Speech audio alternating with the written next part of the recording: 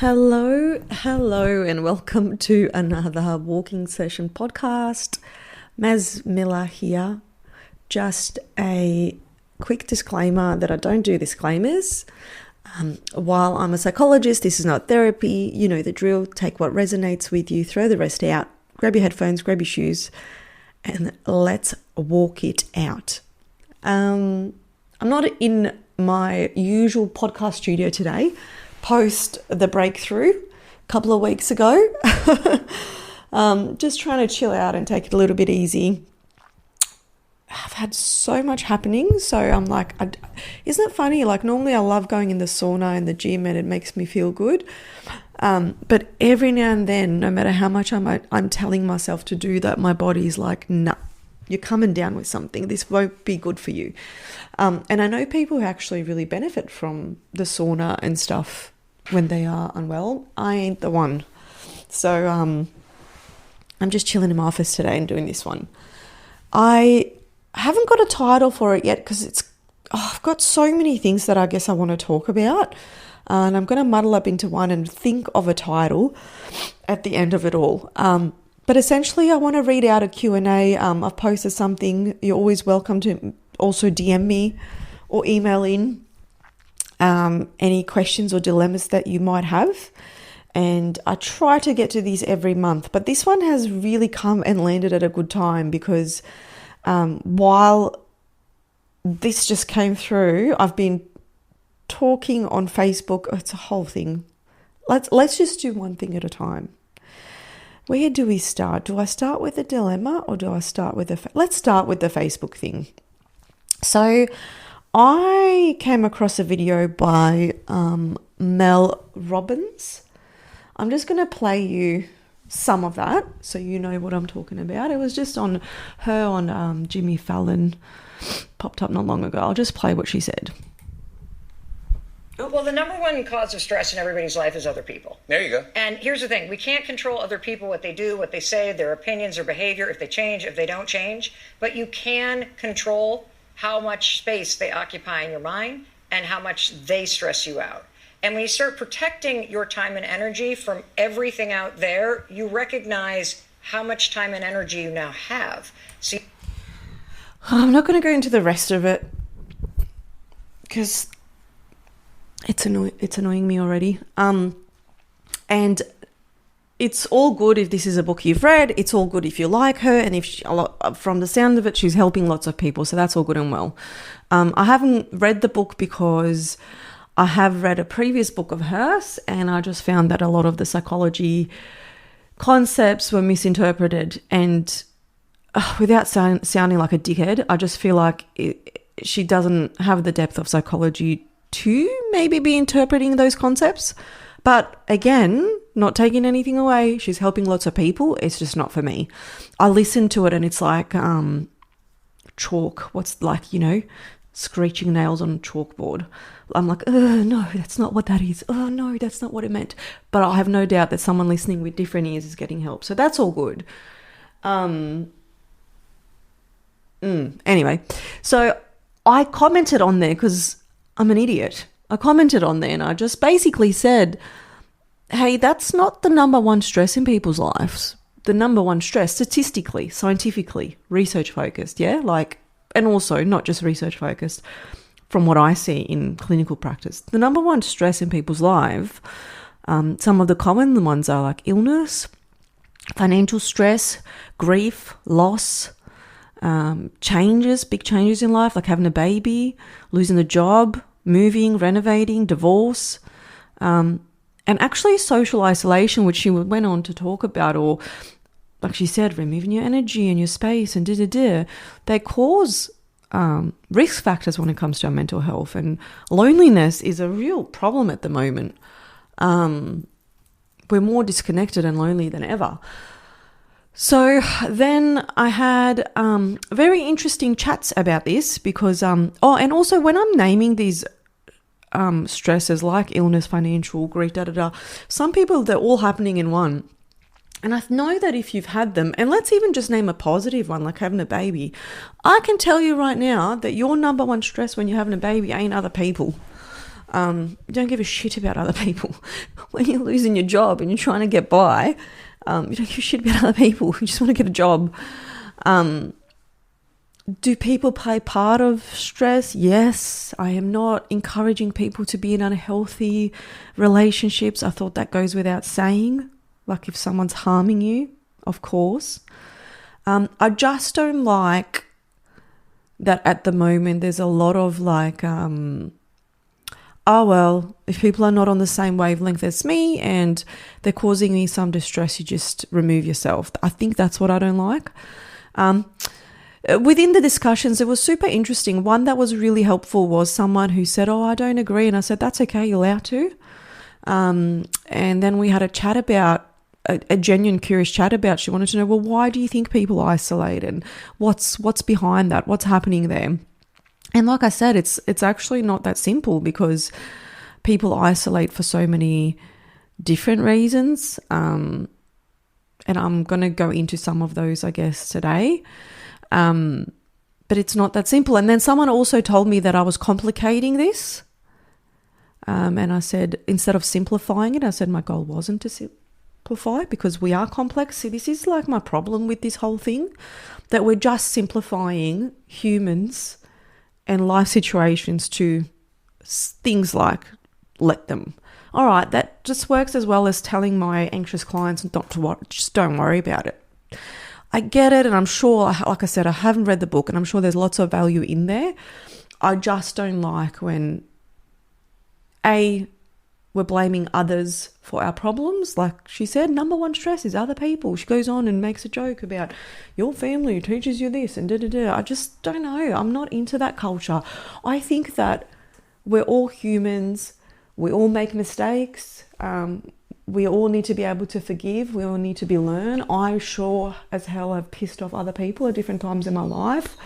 So I expect other people to piss me off, but I think there's much more to be said. And maybe she addresses this in her book on how to deal with those people and what you can do to not focus on people and just focus on yourself and your life. A really, really good book, if you wanted to do this, that I would recommend over this is the book by Dr. Ramani Duvasula. Probably saying her name wrong. But Dr. Ramani has a book called It's Not You. And it talks about having narcissistic people in your life without overdiagnosing or even diagnosing.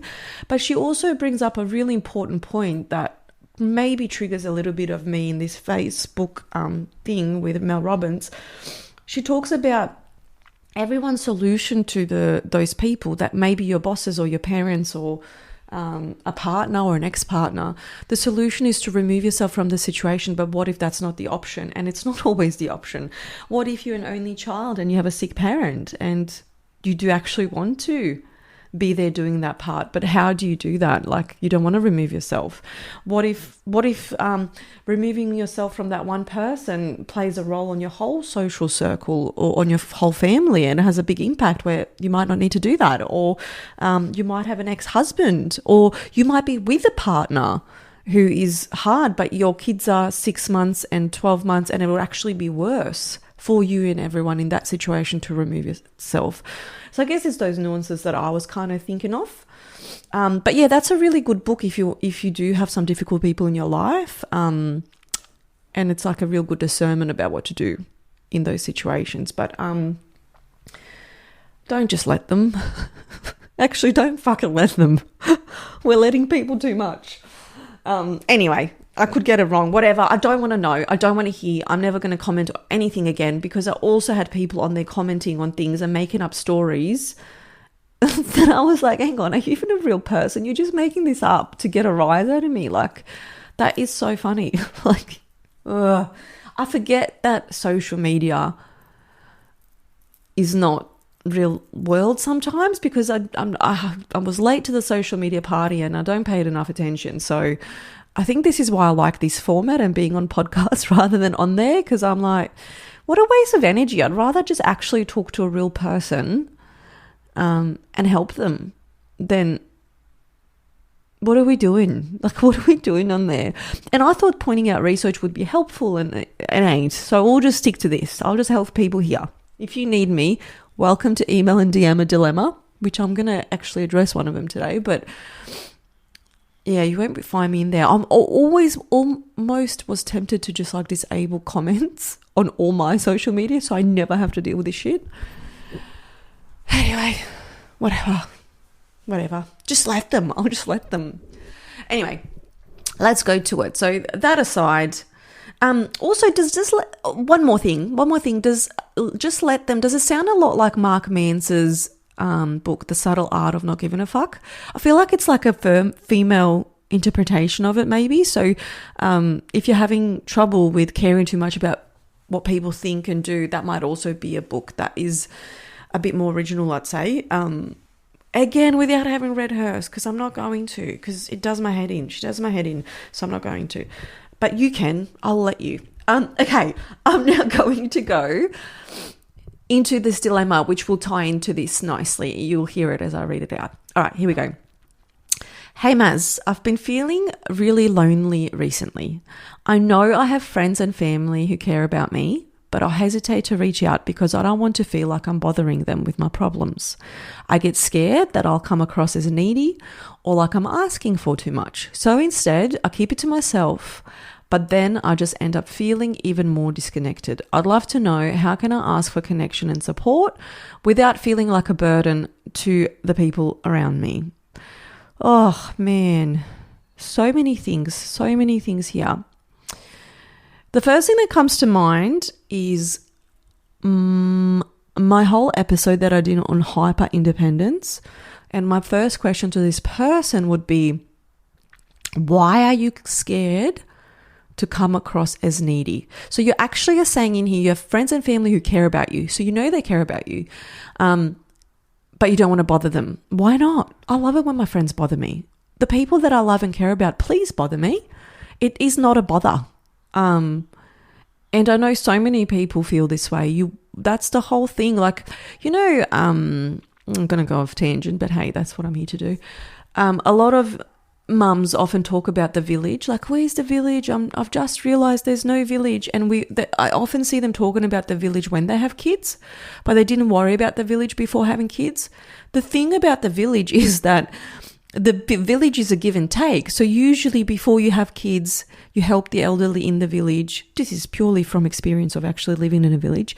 You help the elderly and the people with the young kids before you have kids. And at any stage in your life, you help the village with whatever you can help. So then when you have kids, you have other people helping you with that, but you're still helping in other ways. And ongoingly, like once your kids grow up, you don't say, peace out village, they're at school now. You actually stick around and help the village. And I think that's the important thing that people miss about the village. So for those of us who actually love the village and do care about friends and family and do want to be there and do want to help, as much as we can whinge about it sometimes, it's fucking hard, okay? So we all are in the village also whinging, just so you know. But we do genuinely want to help. I can't think of anybody in my family that I think of, even when I don't want to, even when it's late at night, even when it's hard, I still want to hear from them, and it's not a burden. Like, it's not. You never look back and go, fuck, I'm so pissed off I helped that person. You don't. It's what you do. And I know I've often said, like, sometimes even when you've helped people who haven't helped you, I will still help them because that's how I choose to live my life. Those are my values. I'm still going to help people. I'm not going to let other people's values and their way of living now change the way I do things. I'm going to still do it.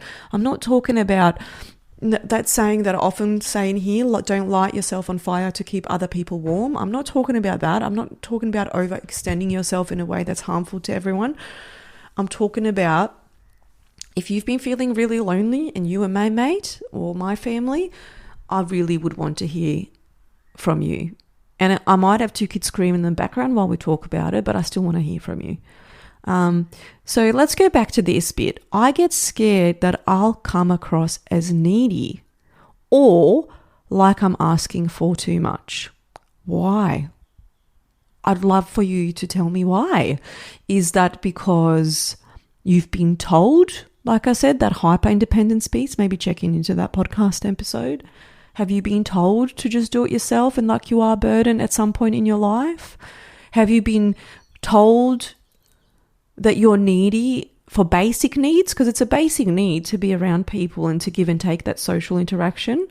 Have you been told before that you're asking for too much? Has somebody, because you're writing to me because there's a need there, right? You're writing to me because instinctively you're like, I feel really lonely. And somewhere along the way, someone has said that that makes you needy and that means that you're asking for too much. And I'm here to tell you that is all bullshit. Like, that's all bullshit. And if people around you are telling you it's too much, then they're the wrong people. And I'm not doing a Mel Robbins and saying get rid of them.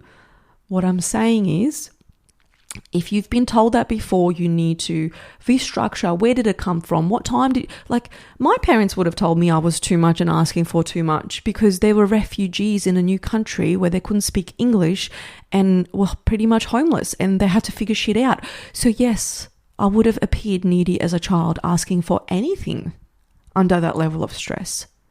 But as an adult in life, I don't look at them and go, you're the reason why I feel... No, that explains it, but it doesn't mean that I have to sit with that.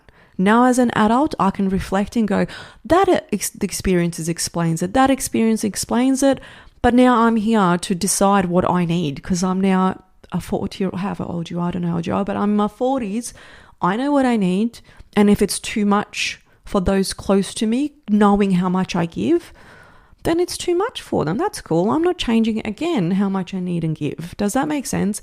And obviously, we're not talking about unhealthy attachment styles where you just, you need the other person for every minute, every second, every reassurance. That's not what we're talking about. You're saying you feel lonely and you know they care about you and they love you. And you're saying you keep it to yourself and then you feel even more disconnected, which just that bit that you said there, I keep it to myself, but then I just feel even more disconnected. That tells you that keeping it to yourself is not the way to go. Plenty of things that we can keep to ourselves. There's plenty of things that I journal about. I know. I talk about it, and you can start there. You can reflect on some of this stuff.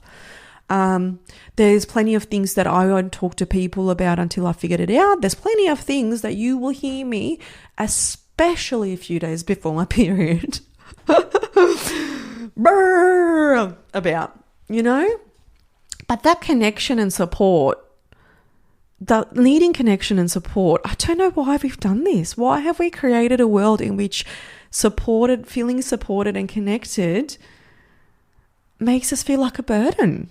It has to be because our lives are so busy and we're running around doing a million things, and then that becomes the bottom of the list or something. But and also I'm laughing because I actually don't know how to do this very well. So I'm a European person. When someone in my culture says, how are you going? You tell them how you're going. You say, do you know what? Actually, it's been really shit. Oh, but this has been good. But do you know what? If you want to know how I'm going, I'm not going well. I'm not sleeping. I'm not having time to myself. So it's not going that good at the minute. And I've done that before and people are like, I think they just want to hear the, I'm good, everything's good, the weather's good. And I've had to learn how to do that somewhat. Don't know that I'm still very good at it. Yeah, I don't think I'm still capable of that. I'm still very like, don't know. Do you want to know? Maybe I've gotten better at learning who to just smile at rather than respond to. Maybe that's what I've learned. Okay. Now, amongst that Facebook thing, and maybe this will help this person as well, I got asked a question, why do we isolate? Why do we isolate, Maz? So why do we do it then? Why is this ringing true for so many peoples that are reading Let Them and saying, yeah, fuck them? And I think I am sure I've touched on this before. I think that when we do have a lot going on, our world becomes smaller, and then exactly like you said, then you pay the price of that small world. Initially, it feels better. Initially, it feels more manageable. Initially, you feel like you're in more control. Initially, you feel like I just have myself to worry about. And that's cool initially. I think you get the relief, but then your world becomes, I don't know, just loses some shades of color. It loses it's just that social connection that we need so badly. Like, we need each other. We need each other so much. It's like our number one thing. We've grown up in tribes. Like, this is how we evolved. Why are we stopping it now? So I think that's what it is. I think that people just get so tired, so overwhelmed that they shrink their world in every way, whether it is not seeing certain people, whether it's not going out, whether it's a bit what I said just then. I feel like I'm coming down. I'm feeling a bit sick and overwhelmed. So I'm going to give exercise and the sauna a miss today. I don't know, maybe another couple of days. But then after that, for me, I know after that I go, all right, let's get things back. So maybe it's just that for you. I think that's one reason why people isolate, but there's so many reasons because we're so complex. Some of us do that like to recharge. Some of us have the confidence. I don't have the confidence to be vulnerable and talk about our things. Some of us seem like we're withdrawing because we've asked for help and it hasn't been there, so we kind of give up on asking other person in our life. It might be that experience that we're isolating, withdrawing because we've done it so many times. So lots of reasons. I think the biggest thing, if you're relating to this person or some things are popping up for you right now as I'm talking, the biggest thing is to actually sit with it and go, why do I believe that having needs makes me needy? What's this too much? What's too much? What are you supposed to do on the opposite end? Just keep to yourself and be miserable and get depressed and not enjoy life? Like, why are you scared to take up space? Why are you scared to say what you need? Why? Because the thing is, the people around you, those relationships, if you don't start speaking up and connecting, they're all going to go to shit anyway. So you may as well say, hey, this is what I need. This is what I'd like. And then at least there's an opportunity or possibility that the others will come to the party there because you need what you need. And that's it. But yeah, maybe reflect on that. I'll put something together as always. I love putting these little journaling things together. And then the other one is, where was it? You said something like, I end up feeling more disconnected anyway. I think that's the one. Like, you want to know how to connect and get support without feeling like a burden. I think I'll just go like straight in the deep end with you there and go, what if you were a burden? What if, let's go to the worst case scenario. What if you were a burden? What if something horrible happened to you today and you relied on others for support? What if, I don't know, let's go wild, you end up in a wheelchair and you can't do anything that you're able to do on your own, just for maybe for a period, because obviously there's lots of people in wheelchairs that can do lots of things. But there would be that period where you're going to rely on everyone and quote unquote, you're a burden. What if? What does that say about you? How does that feel in your body? What does it feel like to allow, though, to have that compassion that you would have for yourself at that extreme end? Because you might go, well, in that case, Maz, it wouldn't be my fault that I had an accident and that happened, or whatever you're telling yourself. But what I'm telling you is it's also not your fault right now that you need social connection.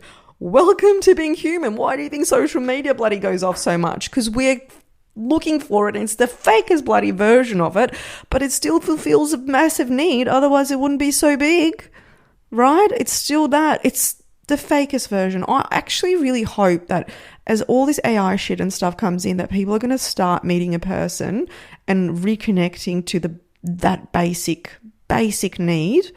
Because there's nothing like it. Nothing like it. You can watch somebody live and chat to them. You know, we've all been through this through COVID. How sick was everyone of Zoom? Like, it is not real. Anyway, rant over. It's not your fault that you need human connection.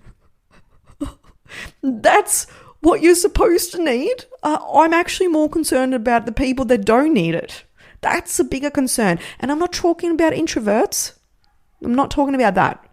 You can be an introvert. You still need people and you still need connection. You just do it your own little way. Okay, enough of that. I'm going to leave that one there. And I am going to put something together as always. And yeah, hopefully it helps. Let me know if it helps. I need to know feedback. I'm talking out into the abyss. The best way you can tell me if this stuff is helpful, you don't even have to DM me if you don't want to, or send an email. I know it's a lot of effort, but maybe just follow the podcast or rate it. That will show me that I'm on track. I think a few people have, which has been lovely to see. All right, leaving that one there. I am going to let you go. I hope I answered that well enough. If I missed anything, sorry. I'm sure I'll get around to it in another future podcast episode. All right, leaving it there. Just before I do though, you know where to find this resource that I just magically mentioned. If you go on my website, walkingsession.com.au, you'll find the walking crew there. It's a free membership. And for each and every single one of these episodes, I create a little worksheet that you can download to add to. I have lots of ideas buzzing in my head about more that I want to do in that space. But as per the breakthrough, I am pacing myself. All right, now I'm leaving it there. I'll chat to you next time. Peace.